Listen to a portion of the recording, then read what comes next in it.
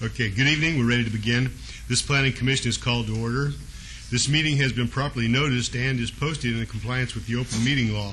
We're live on KCLV Channel 2, and this meeting will be rebroadcast Saturday at 10 a.m., the following Monday at midnight, Tuesday at 5 a.m., and Thursday at 6 p.m. Would everyone please stand and join me in the pledge? I pledge allegiance to the flag of the United States of America and to the republic for which it stands, one nation, under God, indivisible, with liberty and justice for all. Madam Clerk, would you call the roll, please? Thank you.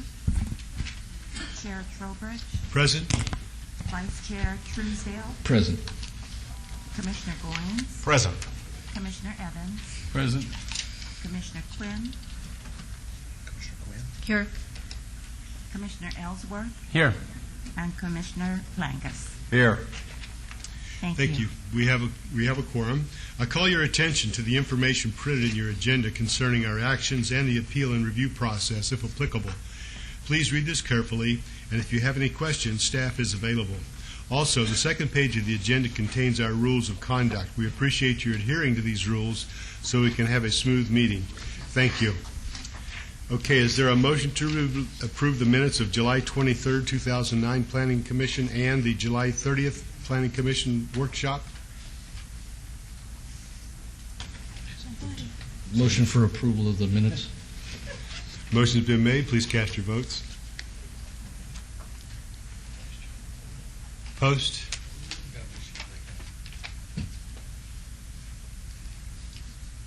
Motion carries. Let's move on to our housekeeping items. Are there any items that commissioners, staff, applicants, or members of the public would like to pull forward for action?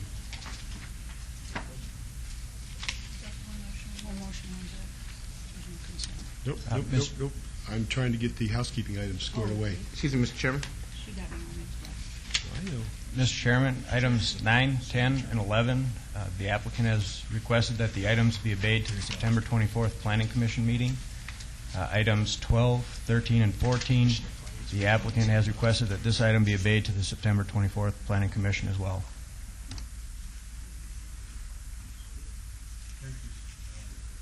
Holy cow. So we have pulled 9, 10, 11, 12, 13, and 14. Thank you. Okay, does anyone wish to speak on any of these items? Sir, please come forward and tell us which item you wish to address.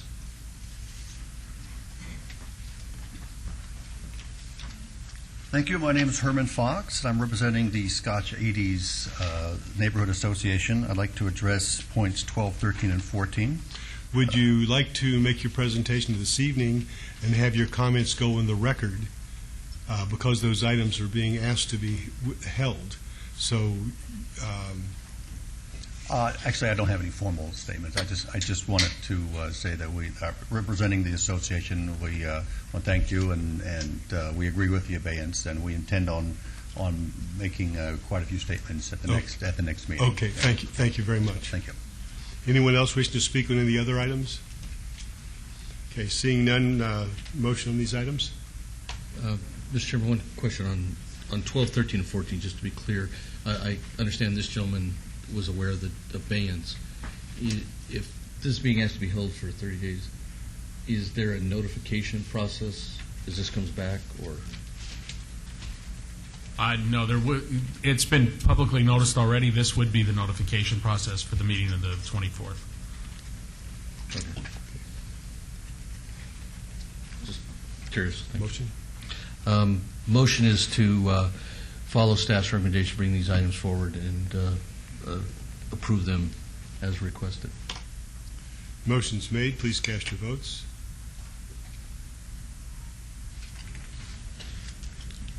Post.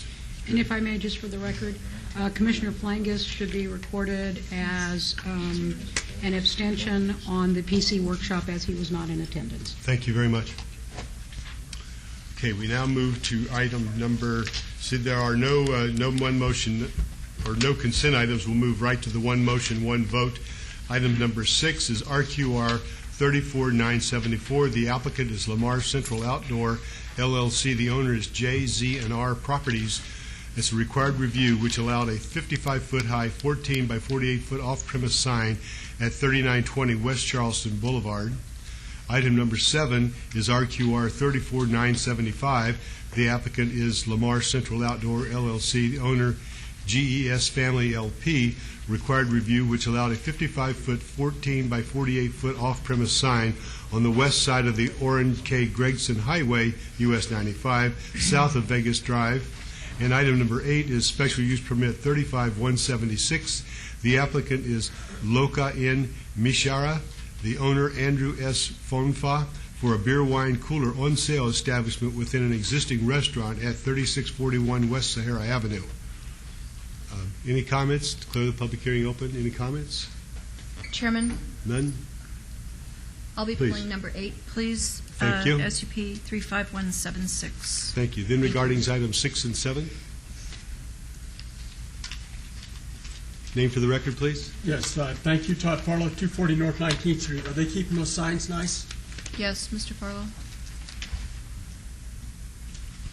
I heard a yes from someplace. I was up there. I went and looked down. Oh, okay, very good. So the answer to your question is yes. So we have a motion regarding 6 and 7? I'll make the motion for approval of items 6 and 7, RQR 34974 and RQR 34975, following all staff's recommendations for approval. Thank you. Motion's made. Please cast your vote. Post.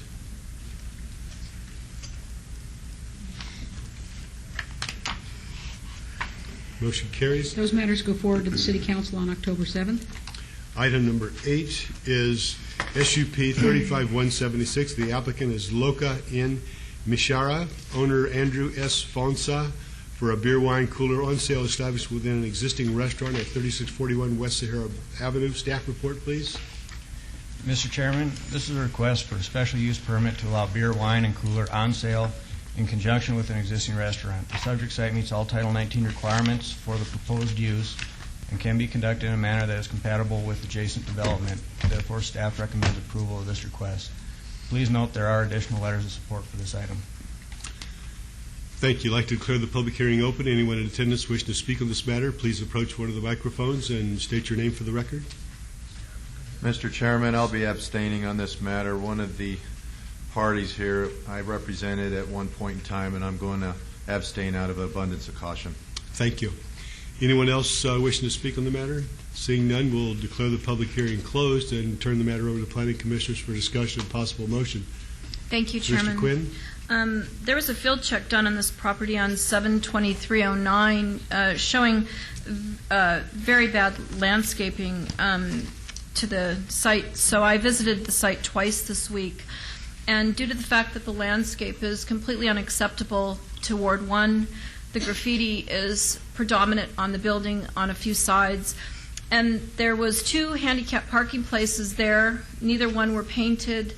Neither one were striped, and the signs were kind of bent up and falling over. So to grant this special use permit, it would be my recommendation to ask that this owner fix these things up prior to the October 7th meeting, and if that's okay. So those are my conditions with approval only, and I hope that he can do them in the next 30 days because the site is, in my opinion, not presentable for Ward 1. So that's what I have to say. Thank you. If I may, Chairman? Please. There is a previous site development. No, that was. The matter of the landscaping, the graffiti, and the handicap parking signage and striping are property maintenance issues. We can follow up on them and have that all taken with the applicant and provide an update at the council meeting. Thank you, Director Wheeler. I just want to make sure that it's on the record that these 3 very important issues to me are not up to the satisfaction of the ward. Thank you. So with that, I'll make a motion for approval. If anybody else has anything to say, of SUP 35176 with the added conditions, please. Thank you. That would actually not be conditions, but rather direction to staff to follow up. Thank you. Thank you. A motion has been made. Please cast your votes. Opposed? Motion carries. And that goes forward to council October 7th. Items 9, 10, 11, 12, 13, and 14 have been obeyed, so we can move on to item number 15, which is variance 35038. The applicant owner is Glenn A. Beckner and Catherine Beckner for proposed metal accessory structure, Class 2, with a height of 18 feet where 17 feet is the maximum height allowed, to allow a total area of 2140 square feet where 1171 square feet is the maximum area allowed for all accessory structures in the rear yard, and to allow an accessory structure to not be aesthetically compatible with the principal dwelling unit, which is stucco, at 638 Lacey Lane. Staff report, please. Mr. Chairman, the proposed accessory structure exceeds the maximum height and area allowed and will not be aesthetically compatible with the principal dwelling unit. For revised plans, the existing accessory structure is to be removed when the proposed structure is completed, resulting in a total area of 1,740 square feet, where 1,171 square feet is allowed. Staff is recommending denial of this request as the applicant has provided no evidence of unique or extraordinary circumstances and has created a self-imposed hardship by proposing a structure that does not meet the minimum requirements of Title 19. If denied, the proposed structure would have to be redesigned to comply with Title 19 requirements prior to obtaining a building permit. Thank you. Now I'd like to declare the public hearing open. Anyone in attendance wish to speak on the matter, please approach the microphone and give your name for the record. Sir? Glenn A. Beckner, 638 Lacey Lane, applicant. I'm here at request of the commission, to wait 2 weeks so you can come out and see what I was trying to do, which has been done, and I still respectfully request approval of what I'm trying to do. You asked me last week, or 2 weeks ago, Mr. Commissioner, why did I think I could go out of code with this, and the reason was I toured my neighborhood and saw a lot of nice hobby shops, large and all, and I thought I was, just going along with the neighborhood, which, according to planning, I wasn't. So I'm asking for these variances just so I can build the building. I have letters, if you would like them, for the record from my neighbors. Please. With their approval. I have 13 letters. And that's where we're at, sir. That's your story, and you're sticking to it. Yes, sir. Very good enough for me. All right, sir. Anyone else in attendance wish to speak on the matter? Seeing none, I'll declare the public hearing closed and turn the matter over to the planning commissioners for discussion and possible motion. Mr. Chairman? Please, go ahead. Yeah, thank you very much.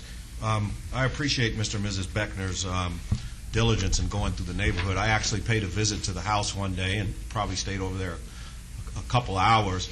But what was compelling to me about this, and I think its justification is that if you look out in his backyard, he directly sees the backyard of the water district, and that is what I call an industrial view from his backyard. There's everything going on from, what are they doing, Mr. Beckner, breaking rocks and mulching? And mulching, composting, sandblasting.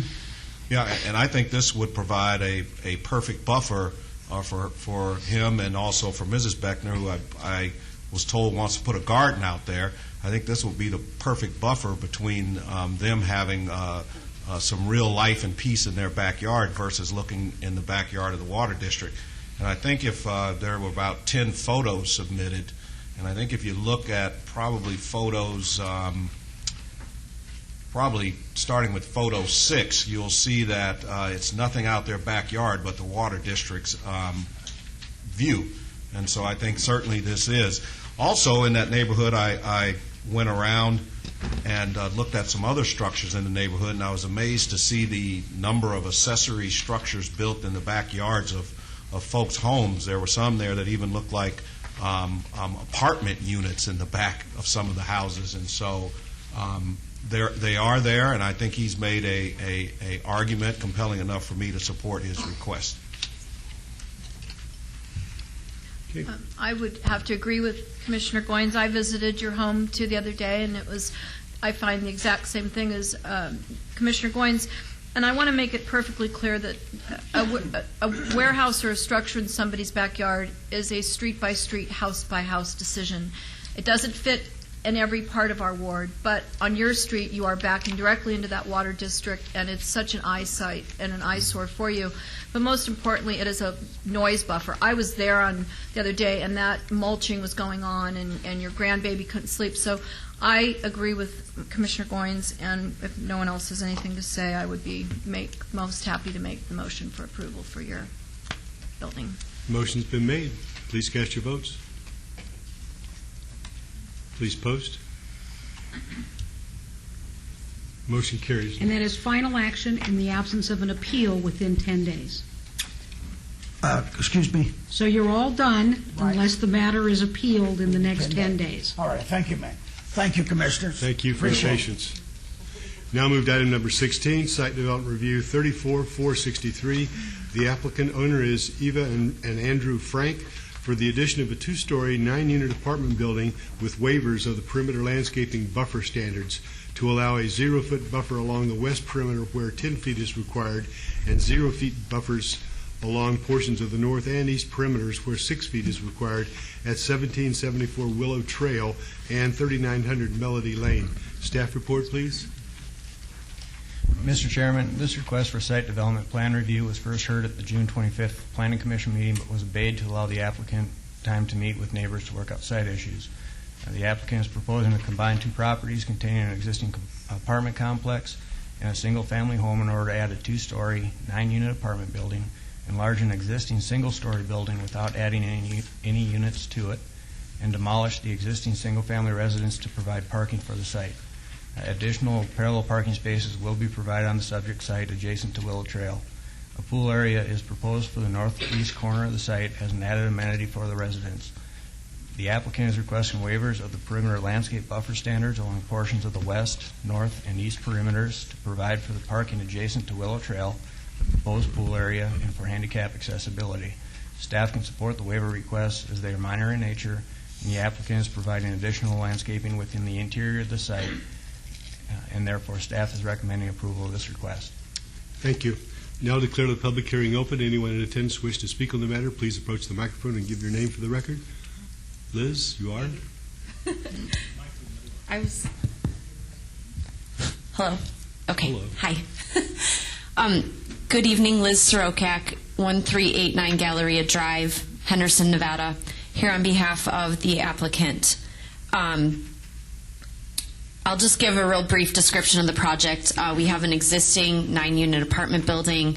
Part of the proposal on this project is to remodel that existing building and then add a pool in the northeast corner of the property and then add an additional 9 units for a total of 18 units. So since we were here last time, we were last before the commission in June of this year. We have since had a neighborhood meeting on July 14th. We had a meeting. We had 11 neighbors show up, and we only have one here tonight, so hopefully I've done my job well. In an effort to address the concerns raised at the neighborhood meeting, my client has agreed to do a fence on the north and the east property line. Even though that's something that's not required by code, we are trying to address their concerns about separation between the 2 different property types. And the fence is going to look like what I'm putting on the overhead right now. So it'll look something like that. And then what we have proposed for the pool area will be a complementary type fence. That's the one I'm showing you right now is a privacy fence. And then the one that'll be around the pool area, which I'm putting on the overhead, which I don't know how well you can see that, but it's kind of a semi-privacy fence, and that'll be the 2 walls of the pool area that are not the perimeter walls. So there'll be some space between the slats and the fence.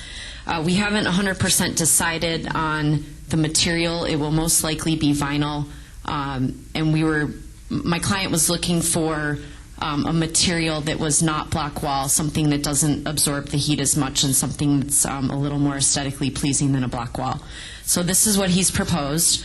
I am showing you a white fence in these pictures, but the color of the fencing would be something complementary to the colors that are proposed for this project. The buildings are proposed as a tan with a lighter tan and a dark brown accent color with some stack stone. So we would pick a complementary color to that. It wouldn't actually be white.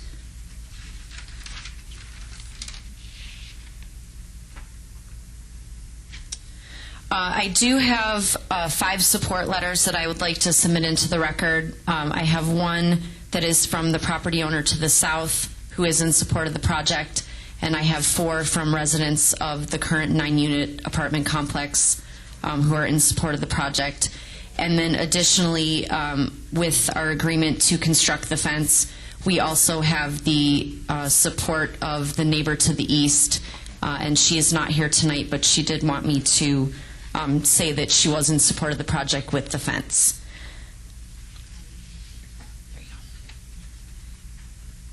We do have staff's recommendation for approval on this, and with that, I would respectfully ask that you also approve this project. Are you in agreement with the conditions as presented in the... Yes, we are. Thank you. Okay. Anyone else wish to speak? Please give your name for the record. Jess Myers, 1800 Willow Trail. Can we go back to this picture the young lady has here? Which one do you want? Where the pool is. Where the pool is to the property line, which is 6 feet, and there is an apartment, sort of a casita or whatever you want to call it, and the bedroom is 6 feet more. So the distance I'm standing from you now is where that pool will be with a 3-foot fence.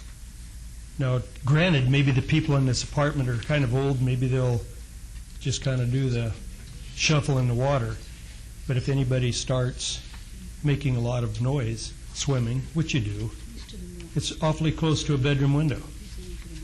And that's one of the complaints that we have. And they're talking about going 0 clearance on the fence, which is fine. They want to go up 8 feet, but the fence that they've proposed is not quite sound for quietness. Would you folks want a pool 12 feet in your bedroom window? That's all we're asking. Try to make it quieter or do something with it. Thank you. Anyone else wishing to speak? Thank you. Talking about 240 North 19th Street.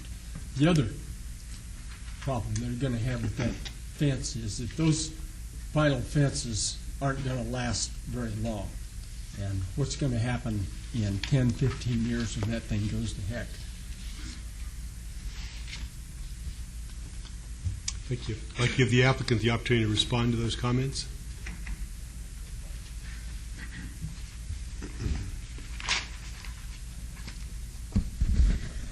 Just briefly in response, we really have tried to address their concerns, and I feel like we have met them halfway by even proposing a fence that's not required by the code. And as far as the maintenance of the fence goes, there is a redwood fence that's currently on the east property line that's been there for 30 years. So my guess is that the vinyl fence is probably going to hold up pretty well over time. And if not, of course, we would repair it as needed.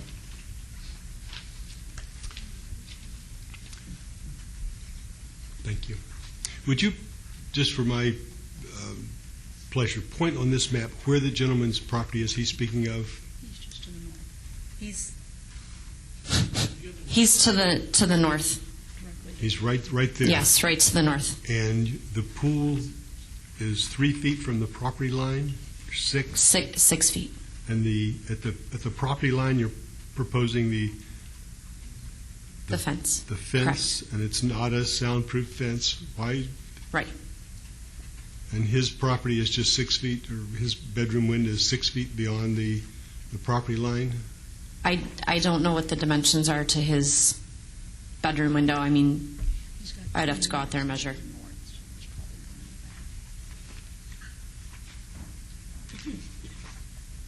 And his is C2 and yours is C, so it's not a zone change issue.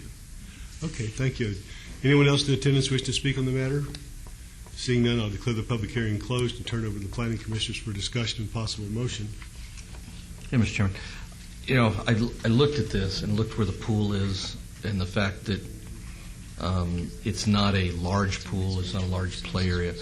But I was looking at it, if the pool was a little farther away from the fence, then all the seating and all the congregation area would be up against the fence. So I think this is the best solution, and I understand the neighbors' concerns. But I do like this project because I think the applicant has taken something that has very little landscaping and the way it, something that's kind of a dated period building, and come up with something that is an attractive enhancement to that area and fits within all the requirements, and has worked with the neighbors to try and mitigate the concerns. So if there are no other concerns, One question. Sure. Mr. Chairman, through you. Please, go ahead. I'm just wondering if your client wouldn't perhaps agree to hours of use of the pool, because if the issue is someone's bedroom being relatively close, if you would perhaps agree that the pool, except for maybe at a special event, wouldn't be open past, say, 9 o'clock or something like that. Okay. Wouldn't that perhaps help mitigate some of the concern? And I do have the property owner here, if you'll give me just a minute to ask him. Yes. Okay, thank you. You're okay with that? Yeah, well, thank you for giving me a chance. I would like Your name and address for the record, please. Yeah, my name is Andrew Frank, and I'm a property owner of 1774 Willow Trail. And can we go back to the picture? The prior picture showing the picture from the side or from the front of the property. Yeah, you can actually see. The reason I wanted to bring it up because you can see the property on the back where the neighbor is complaining about. You can see that that's an older building with a converted garage, and you can actually see from the picture that the distance between the property and the bedroom windows is probably about 20 feet. I don't think it's about 6 feet. I mean, this picture clearly shows how much setback is of that property. Nevertheless, our intention is to work with every neighbor and to make this really an enhancement to the property and enhancements So to our... you're okay with setting a closing time for the pool? I'm okay to agree to a reasonable amount, but at the same time, I would not like to restrict someone. I mean, typically, my tenants are elderly people and long-time residents. Some of them been there 10, 12, 18 years, and we plan to do that way. But at the same time, Las Vegas is a really hot city, and I don't want to necessarily restrict them that maybe if someone wants to take a quiet dip at 9 p.m. when the heat is not there, that they cannot do that. I really do not anticipate any problem with that because we've been very selective, make sure we have long-term tenants. So even if you do a restriction, I would like to be somewhat restricted restrictions, say after 11 p.m. I don't have a problem with that. But I think the 9 p.m. is a little early. I mean, some people come home from work from late, they go have dinner, and maybe at the same time they want to do a dip at 9 p.m. I don't think that should be restricted. And I really honestly believe that property is set back enough. The property is for sale. It's a C2. Ultimately, it's going to be something else on there. Currently, nobody lives in that property. So for a hypothetical someone living there in the future, and in order and to accommodate that to restrict 18 if I can stop people. you, I just wanted to know if you would perhaps agree to set some hours. I agree to set, but you had my vote, and you're talking yourself right out of it. Yes, we agree to hours. All I'm concerned about is the gentleman lives next door, and what can we do that would be a thoughtful, reasonable accommodation that would perhaps address some of his concerns and still allow you to have this infill. Yeah, I'm okay with that. 10:30? All right. If there are no other comments, Ready for motion? no, I think. Go ahead, If you don't Mr. mind, a couple of questions. One, why won't you be willing to put a sound barrier there? Why not a brick wall? Why not a wall that will be tall enough to and be a sound barrier so it doesn't affect the neighbors as much? Well, for a couple reasons. Number one, the block wall is a heat retention. Number two, it's an invitation for graffiti. Number three, it is really not a complete sand barrier. Number four, we really need to consider the cost of this project and the state of the economy. I mean, we have low-income tenants there, which we intend to keep them even after the upgrade. And so we have to look at how much the cost, because ultimately the project is not viable and we just simply leave as is. And then the individual that came out, does he live there, or did you say that that house is not been occupied? That house has been empty for 2 years probably, and it's on sale, looking for potential buyer. No. So you don't live in that house there that you were talking about? Oh, you own the house, but you don't live there. Tell him to come back up. Yeah. It's okay, we got it. That's correct. We don't live there. It was my wife's parents' house. They passed away. The house is for sale. So now, he was saying that the window is not right next to the fence. Can you bring the picture back? He was looking at the front room window, right? Not No. the bedroom in the back. Okay, this area, right? Well, We can't see where Oh, there you're you pointing, go. so you're going to have to describe Okay, you it. see the trash can? Yes, sir. Go on back. The edge of the open area of the carport is on the property line. That is the property line, So where's the bedroom that you're complaining about? right on the inside of that carport. So when I look to the left there, that window there is the one you're talking about? No, that window's the front window. It'd be back. Behind the carport. No, not behind it. It's inside, and if you're looking at it to the left. Okay. So if you drove in that carport, that window's to the left. Yes, sir. Right. And to the right, where the posts are on that carport, open. what's that? Is that a white fence there? No, it's a white vertical post holding up the carport. Yeah, but keep going to the right. It looks. Is that? I can't see on this picture. There's can't tell what's behind there. It looks like it's been whited out. The pool they're talking about is right under the power lines, and I didn't know that was allowed either. But we had that issue in a house prior to this. We couldn't do it. May I speak? Let's give your name for the record, please. And Sure. My name is Marion Myers. I'm Jess's wife. Congratulations. This is property that I grew up in. It was owned by my parents since the 50s. One of my major concerns is that they want to go a zero property line. And as I understand it, there's a setback that should be considered. And I don't quite understand why they want to take whatever they propose right up to the property line. If I may, there's not a zero setback. It's that there's portions that Yeah, the I code was asks just for showing. landscaping. That will not be landscaping, but there's no building being proposed on a property line. But where would the fence be? On the this? property line. Okay, so that would be right up to our property line? So there would, am I misunderstanding this? The There wouldn't- fence would be at the edge of their property, as most perimeter fences are. Where would there It would be probably the same way if you put a fence on your property line. Uh-huh. If you had a fence on your property, you wouldn't put the fence on your, off your property line inside. You'd put it along the property line, because otherwise it creates a no man's land that can't be maintained between the two. Right. Their driveway, her driveway is set back off of the property line.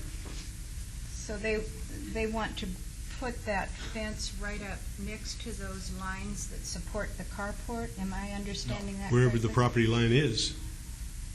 Well, I guess what I don't want is for them to have that fence right up, butting up next to our property line. Is that not what they're proposing? Where is your fence built on the property line? Or your posts to your carport on the property line? No, they're set Well, back then, then you're okay. 18 inches. Because he can't come onto your property. But what about on this picture, unfortunately, you can't really see that there's a cement edging to the driveway that comes forward where the carport is. That's my concern. Are we going to have some wiggle room between the wall that they are proposing as compared to where that edging is of our driveway? Well, the wiggle room you might be talking about is, I don't know if you're intending to encroach on his property, No, not or at he's all. not, he can't encroach on yours either. Mhm. There ain't no such thing as wiggle room in But- the dictionary that they gave us. Well, when you have a setback, aren't you allowed space between those two properties? Is That's a it- building setback. Right. Fencing is typically on the property line. On the property line. It always is? Mm-hmm. Yeah. Okay. I mean, Well, I wanted to clear up a couple things. Yes, we have had that property for sale. The reason it didn't sell at the time was an issue with Eastland Heights Water as to who could purchase that without going on city water. And Chairman. at that time, they all agreed that it had to go on city water if Well, somebody... I think you're getting a bit astream from whether they Well, should be able to build their improvement. Okay, you're probably right, but what I'm trying to say is because we weren't able to sell it in a timely manner when we could have sold it at a good time financially, we held back and didn't put it up for sale. So it is sitting vacant right now because, like Mr. Frank mentioned, because of the economy, it's not for sale now, but it is grandfathered in residential. So we're not just strictly looking because it's Zone C2 that it would be lived in by somebody that was going to have it as a business. It's either way. When that property sells, which we're considering starting to put it up for sale Okay. again now. Mr. Right. Chairman? I think we've got what we need concerning this item. Thank you. Just a couple of comments. Yeah, I mean, we're talking apples and oranges here. I mean, the gentleman can build right up to his property line. That's something permitted. I wasn't aware of. I've never Right, heard of that. but here's the thing. He has made every concession. He's gone through the neighborhood meeting. We had an overwhelming opposition last time. We have, I think, Mr. Rosak said she had 13 letters of support. I even think he's... Five, sorry. Pardon me? 5 letters of support. 5 letters of support. I even think he's even extended the olive branch to the neighborhood to allow them the use of the pool. Am I correct? That is correct, yes. Yeah, and he's clearly said that he screens his tenants. A majority of them are older. I don't think there's going to be much noise there. And Well, he did make a comment that if this couldn't go through, he'd probably open this up to HUD. well, He said that but at that's the here nor meeting. there. But the Okay. thing is, Well, but he did make that comment. you know, I have a pool in my house, and my neighbors across the street have a pool, and I heard their grandkids last night about 8 o'clock, just splashing and having a good time. Didn't bother me at all, and that's what a neighborhood is. And I think we're getting a little bit overboard. I don't know what the dimensions of this pool is, but it doesn't look like it's of Olympic proportions, and I think it's a quite nice little, probably meeting place for folks in the neighborhood that may want to sit out around a nice cool pool. So I think we're kind of getting a little overreactive to what he wants to build. And I'm even, although he agreed to hours of pool, I don't even think you need the hours on the pool. So it's got my support. And, you know, your property's empty and it's up for sale, so I think you have other reasons why you don't want that there. Thank you. Yeah, Mr. Chairman, if there were no other comments. Sound barrier is the reason which you brought up. Oh, one other question, Mr. Rosak. That fence around the pool. Yeah, that fence around the pool with the gaps in it. Yes. That is not enough for a child to get through, or No. stick a finger or a hand or an arm through to get stuck in there, is it?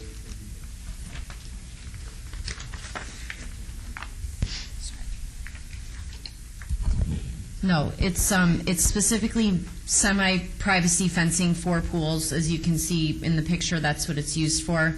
I have to believe that if it's a fence they're selling for pools, that it has been found to be safe for children. Thank you very much.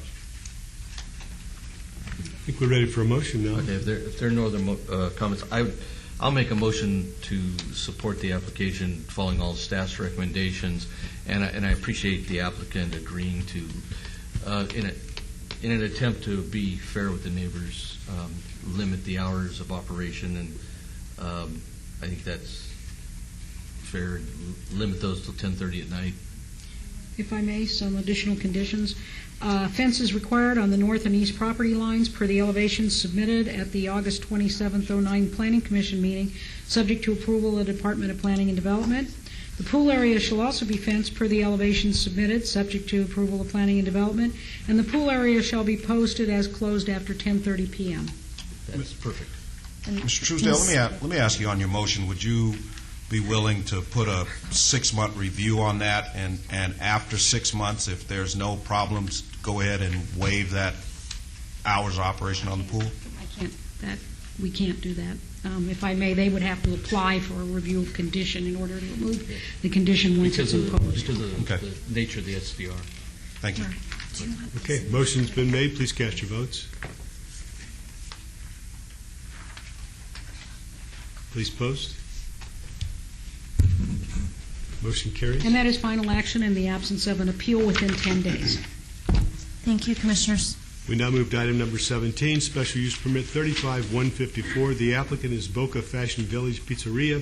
The owner is Boca Fashion Village, LLC, for proposed 3,658 square foot supper club within a former restaurant at 750 Rampart Boulevard, Suite number 7. Staff report, please. Mr. Chairman, the applicant proposes to re-tenant a former restaurant with a supper club.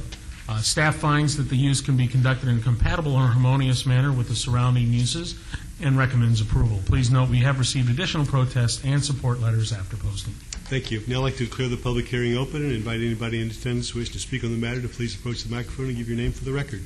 Yes, my name is Meredith Simmons of the Moran Law Firm, 630 South 4th Street, on behalf of Joe Scioli and Grimaldi's Pizzeria, Boca Fashion Park. We are seeking a special use permit for the outside dining at this location. Mr. Scioli's Grimaldi's Pizzerias are a nationwide pizza chain. We have a location on Eastern. They're in the process of opening a location in Sparks, Nevada, and also the one in Boca Park, which is the northeast corner of Charleston and Rampart. The proposed location, the prior use of the proposed location was a restaurant, and there was outdoor seating.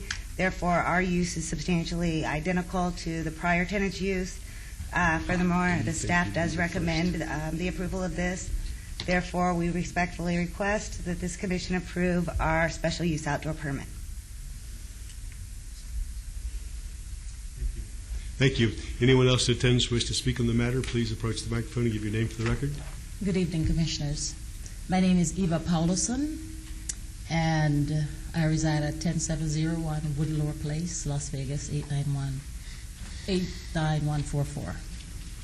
I've put here for you to view 2006. I was here at this very same space applying for a permit for that location. That was a location for a furniture store before. I did all the work to get that into a restaurant. Boca Park, at the time, the leasing agent was Jean-Marc or Jamal El Javidi, something close to that, was my leasing agent. He borrowed my money because he had insight as to my situation, because he was the leasing agent, and that location was a furniture store and could never have been a restaurant in the eyes without all of my hard work. Upon borrowing my money, I could not have paid the rent, so I approached the owner of 555 from Canada, and he said that he, in front of the attorney, Mr. Rankin, Andrew Rankin, said that he should let me off the lease. That was done. Mr. Rankin went on wedding on his honeymoon, came back. I was gone, and the next thing I know, I had collectors calling me from all over, harassing me, harassing my family, calling my landlord, and everything else. I put in over nearly $500,000 in that space. All that marble wall you see, it's all my hard work. All that paint, all that floor, all mine. Ma'am, I never got a dime back. Address the chairman. Yes. Sorry. And I never got a dime from 555 for my tenant improvement. That location is horrible because of parking. There is no parking. And the city knows that. That is a terrible area for parking. Aside from 555 being the worst landlord, the area is horrible for parking. I suffered it. I've lost my money, and 555 has refused to pay me my money back. Although they had their leasing agent, Jean-Marc, who I'm sure some of us know was arrested at the airport the other day for scamming everybody and all the tenants. Okay. And I have not gotten my money back. So on that, I refuse to sit back and have Boca Park benefit on my back. Thank you for your concern. Anyone else in attendance wishing to speak? Thank you. Todd Farlow, 240 North 19th Street. I concur with the last speaker. I mean, what's right is right. And until they get this sorted out, they shouldn't be allowed to do this. Thank you. Ma'am.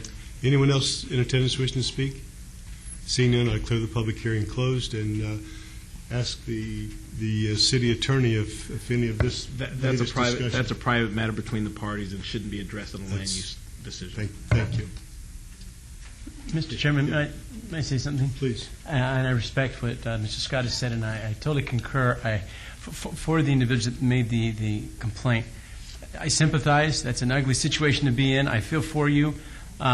Please understand that our job here is not to consider that. You need to take that up civilly, as Mr. Scott has said.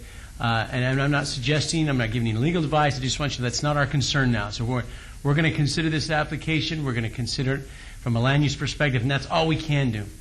Please don't take offense at what we do. You need to figure out on your own what you want to handle. And I know what to do. I understand. And okay. I know this right. is neither here or there, All right. but I want Thank to get you. it on the record. Okay. Since this is in Councilman Wilson, and he's representing Jean-Marc as a private case. Thank So I you. just want it on the record. That's All all. right. Thank you very much for hearing Okay. me. Do we have a motion regarding item number 19 or 17 if there's no further discussion? Do you read all the conditions Yes. in staff report? Okay, now we're ready. No other comments. I believe the center is the appropriate location. I think the applicant is, obviously going along with all the conditions. So I'll make a motion for approval, subject to all staffs. Motion's been made. Please cast your vote. Opposed?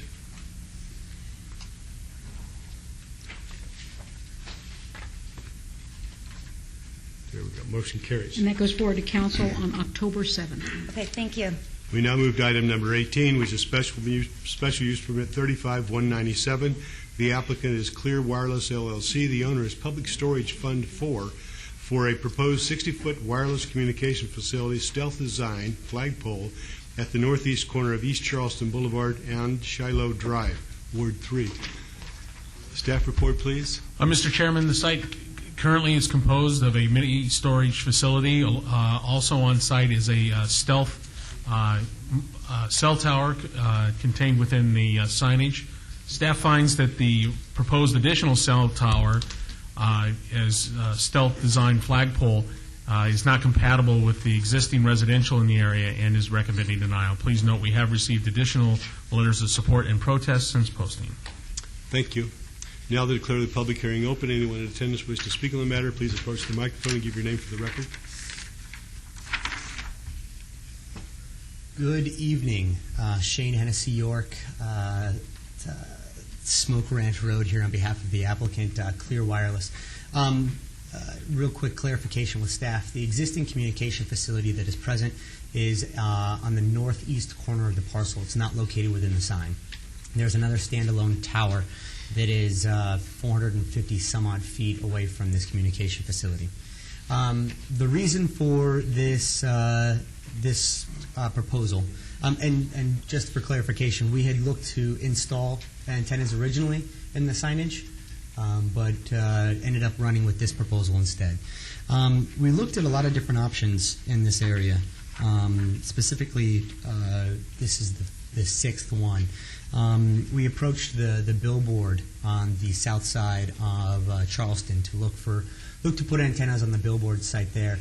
Unfortunately, the billboard owner was not interested in entertaining any kind of lease agreement or lease negotiation with us at that time. We looked to also co-locate to the existing communication facility, which is on the northeast corner of the parcel. But due to the structural integrity of that facility, we couldn't co-locate at that location. On the east side of the freeway, on Charleston Boulevard, there is also another communication facility that's in that area. However, due to its height, we wouldn't be able to provide the coverage that our RF engineers were requesting or looking for in this area. We looked to the AM/PM sign on the adjacent parcel. But that AM/PM sign is greater than 40 feet, and because of today's current code, if we look to co-locate any antennas to that existing tower, we were going to have to rebuild it because as it stands, it doesn't have the structural integrity. So we'd have to rebuild it, but if we were to rebuild it, it would have to conform to today's code. Today's code is maximum height of 40 feet on that sign. The landlord didn't want to sacrifice that height. And then lastly, we looked at the self-storage sign that's on the same parcel. This landlord is willing to work with us, so we looked to install antennas on the existing sign. But again, we wanted to go at 60 feet. However, the current code says that no sign can be greater than 40 feet. So that was also tabled. We have since come forward with this current application. It is a 60-foot stealth communication facility designed as a flagpole. There is a gap in between different buildings, I guess is the easiest way to put it, the self-storage building, garage doors. There's a gap between a couple of the buildings, and so we're looking to integrate our facility into their architecture, and we propose this facility. Thank you. Anyone else in attendance wish to speak on this matter, please approach the microphone and give your name for the record. Mr. Farlow. Thank you. Todd Farlow, 240 North 19th Street. Right in that neighborhood, right in there, either the city or the county built a whole bunch of new either low-rent houses or something like that. Does anybody? And if it's a city or the county, and I think that we ought to look at that property to get some income on that to offset some of the prices on those homes or the rents or whatever. Thank you. Thank you. Mr. Chairman, staff would like to clarify that there is only one existing cell tower on this site located within sign. The applicant, I believe, indicated there was an additional cell tower on this site. There's one that's on the far northeast corner. It's 450 some odd feet away from this proposal. Originally in the report read that there was antennas mounted inside the sign. There are no antennas in the sign. There's a tower that's present.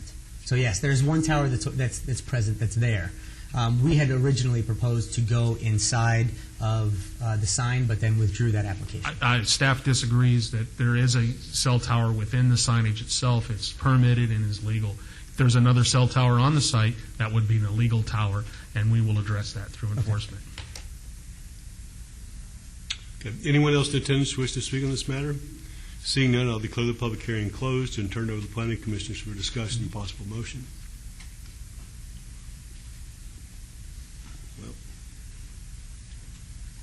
I had a question. Originally, my thought was that in fact, that there was a cell antennas concealed within the existing public storage signage. I guess my only question was whether or not this this site with the flag, to what extent it would be noisy to the surrounding residential. And I like the idea that it's a flag and not just a bunch of an array of antennas. But it's always my concern. It's not so much the cell site itself, but rather its proximity to residential and to what extent it's a visual blight. Can you address that, please? Sure. And I know that flags are certainly a delicate subject other than the last couple of years. But the site, as it currently stands, exceeds all residential adjacency standards. So that does not come into concern when it comes to the residential adjacency for this tower. As we currently have this drawn, it looks as if the flag is approximately 10 feet tall. So that would for a normal flag, I believe that's 10 foot by 15 foot is the normal dimensions for a 10-foot flag. However, if that is too large of a flag, if you wish to make a condition of approval it's not for the size of the flag, sir. It's my question was simply whether or not it would snap and was it close enough to residential where that would create a problem? I don't know. How far is the nearest residential? I have an answer for you. Perhaps the staff might be able to. I think it's Shiloh Street, Commissioner Evans. Shiloh It's is R2. some distance away. The residential to the north is 457 feet. Residential to the south is 282 feet. To the east is 308 feet. Thank you very much. To the west is across the street. Correct. Mhm. The width of Shiloh is Right. the nearest. Mr. Chairman, Any other? if there are no other comments, I know these are difficult, and we always wrestle with where they're at and whether their impact on it. But the storage facilities have been proven to be appropriate if the signs aren't the towers are not directly impacting the residential. And I think where this is, it doesn't impact the new housing that Mr. Farlow represented, which is individual homes that was developed by the Housing Authority, which I believe on a for sale basis, so which wouldn't be appropriate to put any antennas in that area.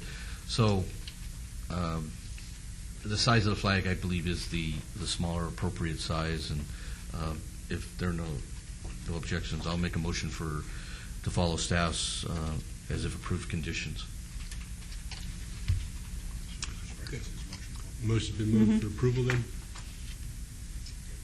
Motion's been made for approval. Please cast your votes.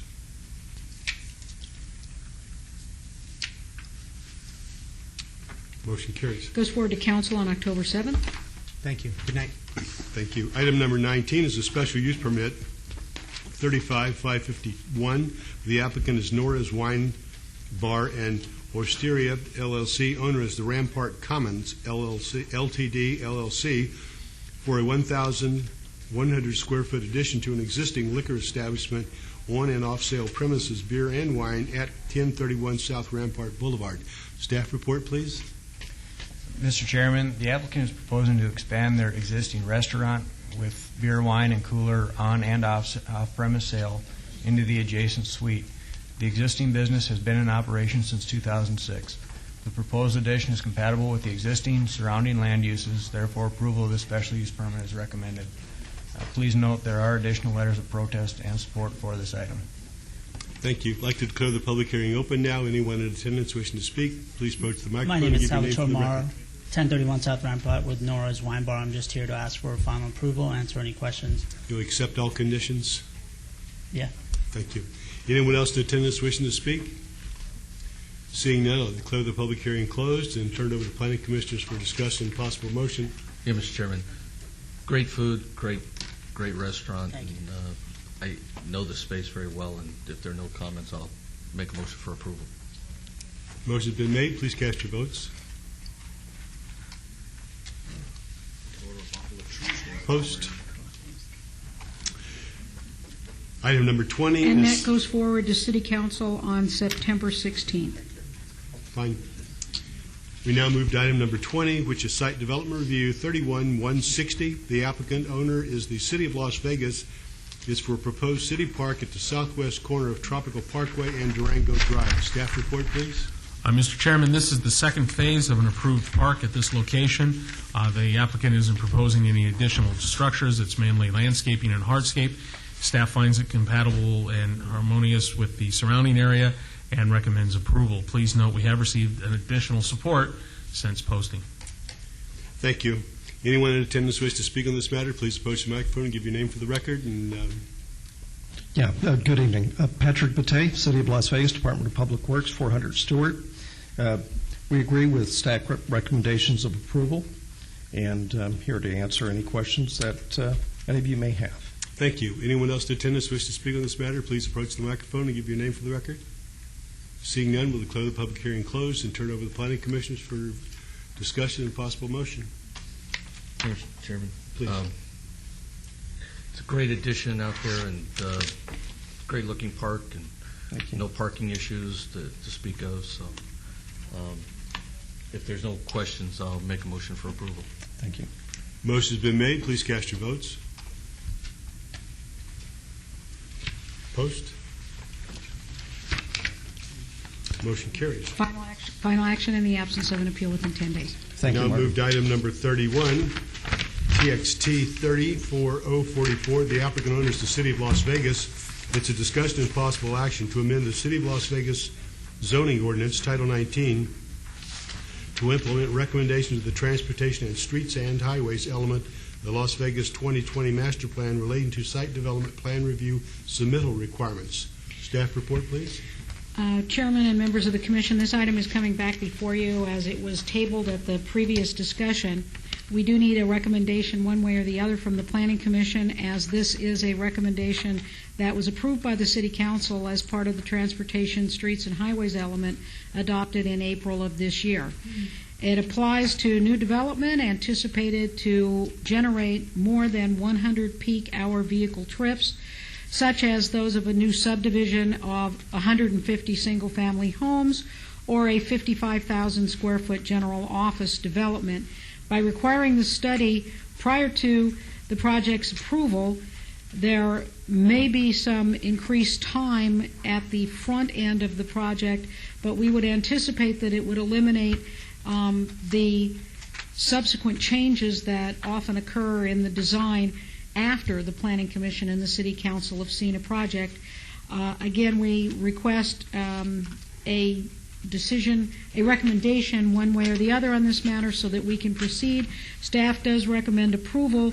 There has been significant discussion between Planning and Development and Public Works with regard to if there was any different threshold that could be established, but this remains the recommendation of both departments. Yes. Okay, now I'd like to declare the public hearing open, and anyone in attendance who wishes to speak on this matter, please come forward and give your name for the record. Seeing none, we'll declare the public hearing closed and turn it over to the Planning Commissioners for discussion and possible motion. If no one has any discussion, I'll move for approval of the recommendation. Motion's been made. Please cast your vote.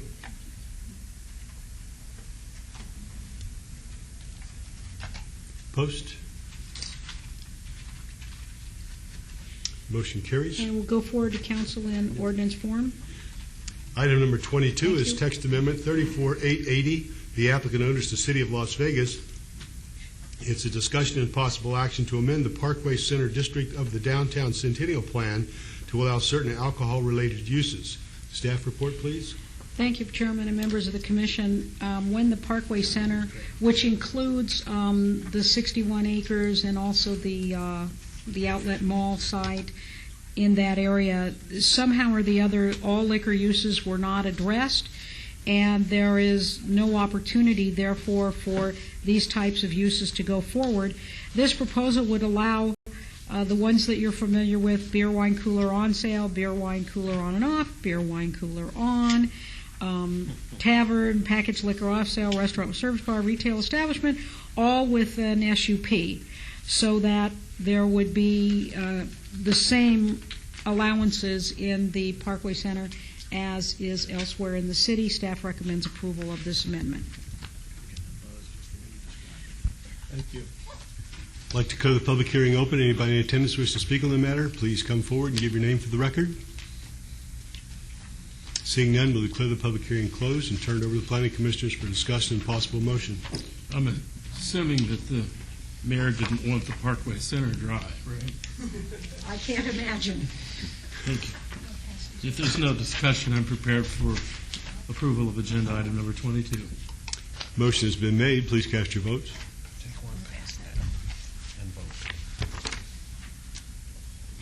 Post.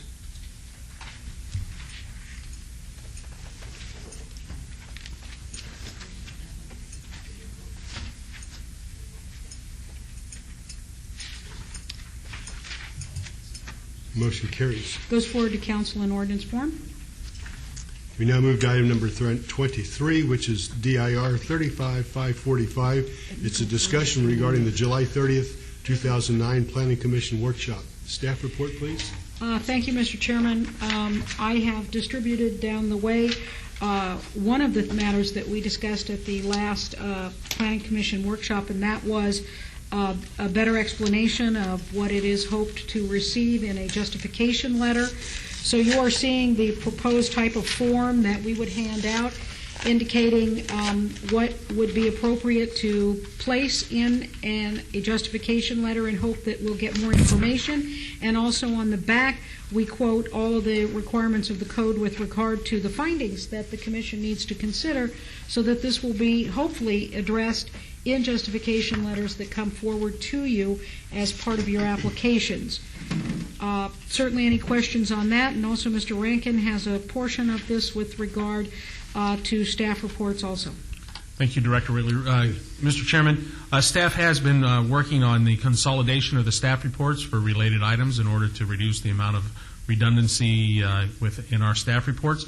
We've set up a series of meetings to, first of all, get through the technical part of it, because we do have to make some changes to what we present within SIRE, and we'll be meeting with that the early part of September and the mid part of September. Then we'll be meeting with the clerk's office in order to follow up with them to make sure that we get all the technical issues worked out. Our goal is to have the first consolidated reports available for the December 16th meeting of the Planning Commission, so that we can address your concerns there. In addition to that, we're already addressing some of the logical order that Commissioner Ellsworth pointed out to us at the workshop, and you'll be seeing that for the October staff reports, where we're changing our thought process to better reflect that, and also making some changes to the tables to make sure you get better information. Thank you. Good report and good action. I think we had a very lively workshop, and a lot of good information got on the table, and appreciate staff's efforts to implement some of those suggestions. Any other comments? Do we need No action. no action is necessary on this one? Nope. That brings us to my favorite part of the agenda, which is the citizens' participation. Item number 24. Citizens' participation. Public comment during this portion of the agenda must be limited to matters within the jurisdiction of the Planning Commission. No subject may be acted upon by the Planning Commission unless that subject is on the agenda and is scheduled for action. If you wish to be heard, come to the podium and give your name for the record. The amount of discussion on any single subject, as well as the amount of time any single speaker is allowed, may be limited. Mr. Farlow? Thank you. Todd Farlow, 240 North 19th Street. I've got a question for staff. When there is a conversion from a commercial building into a church, yes, how does that take place? Is that internal, that permission is granted? And this is what happened. This is what happened. There's a commercial building by my place, 218 North 15th Street, that's being converted into a church. So I called the courthouse yesterday, the assessor's office, and spoke to the exemption, the lady that deals with exemptions. And she says, well, first of all, I called the city, and the city says, yeah, they issue a permit to change it or whatever it is. And that's really not my gripe. My gripe is on the storefront churches and all this, they're taking them off the tax rolls. And I want to know, is it the city that decides that they're taken off the tax roll, or is it the county assessor then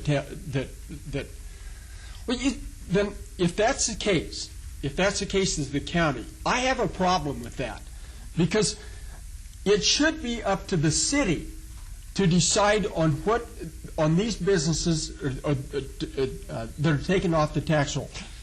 Commissioner Goins, you got a problem in your area where you have a concentration of churches. What was it, 95 or something in there? That's property taken off the tax roll, and we need all that we can get. And right now we have all these places that are going underwater, and they can't afford the thing, so they're taking them off the tax roll, these storefront churches. And I just do not think it's right, especially the property at 218 North 15th. And the reason why is that started out a long time ago as a credit union that morphed into a mortgage company. Now what we have I think it existed from 1998, This was one of the outfits that got the country into this catastrophe that we're in now. Absolute catastrophe. And now what they want to do is take that property and convert it into a church and take it off the tax rolls. And there's a problem with that. Now, I called the assessor's office, says that they haven't approved the exemption yet, but they have sent the paperwork out for it. And I right now, I just think that it should be the city or the councilman that decides on this and not the assessor. The other thing is, if it's this easy, if you just go in and apply to the city to convert it into a church, and they just say they consider the parking and they consider the square footage and that, and if it's all okay, they hand out the permit. Then the assessor takes that permit and automatically takes it off because it's a church, takes it off the tax rolls. I mean, it's too easy. It's too easy, and I'm afraid that my area of town is going to end up like that area in Commissioner Goins. And there's just something wrong about this. Thank you very much. Anyone else wish to speak? Seeing none, we'll declare the public hearing closed, and the meeting is now adjourned.